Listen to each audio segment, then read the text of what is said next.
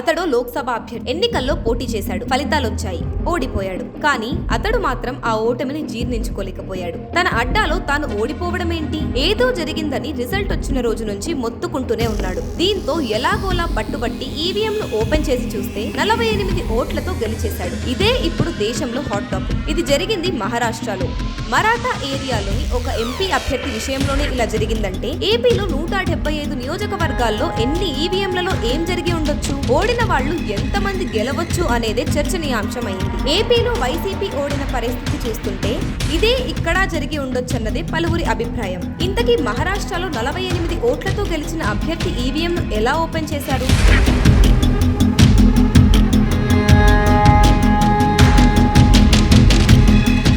AP సహా దేశవ్యాప్తంగా ఈవీఎంల పనితీరుపై పలువురు రాజకీయ నాయకులతో పాటు ప్రజాస్వామ్యవాదులు తీవ్ర స్థాయిలో ఆందోళన వ్యక్తం చేస్తున్నారు. ఏపీలో వైసీపీపై ఆ స్థాయిలో వ్యతిరేకత లేనప్పటికీ కూటమి ఏకంగా 164 స్థానాల్లో విజయం సాధించడం పలు అనుమానాలకు తావిస్తోంది. అంతేకాదు ఈవీఎం పనితీరుపై రాహుల్ గాంధీ, ప్రశాంత్ భూషణ్ వంటి వారు సైతం ఆందోళన వ్యక్తం చేస్తున్నారు. ముంబైలో జరిగిన ఓ ఘటన ఇప్పుడు వారి అనుమానాలను మరింత బలపరుస్తోంది.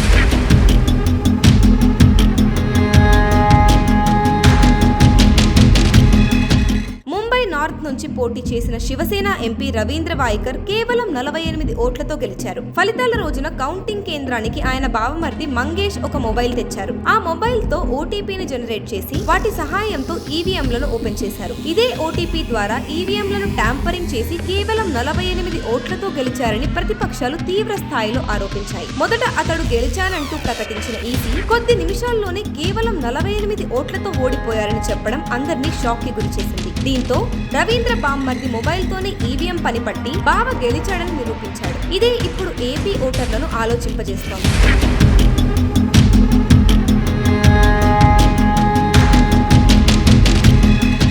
ఇదే అంశంపై కాంగ్రెస్ సీనియర్ నేత రాహుల్ గాంధీ, సుప్రీంకోర్టు న్యాయవాది ప్రశాంత్ ఆందోళన వ్యక్తం చేస్తున్నారు. దేశంలో ఈవీఎంలు అంతుచిక్కని రహస్యాలుగా ఉంటున్నాయంటూ వాపోయారు. ఘటనపై పోలీసులు కేసు నమోదు చేయడం చూస్తే ఈవీఎంలను ట్యాంపరింగ్ చేయడం అసాధ్యమన్న ఈసీ మాటలు వట్టి బూటకమని ప్రజాస్వామ్యవాదులు వాపోతున్నారు.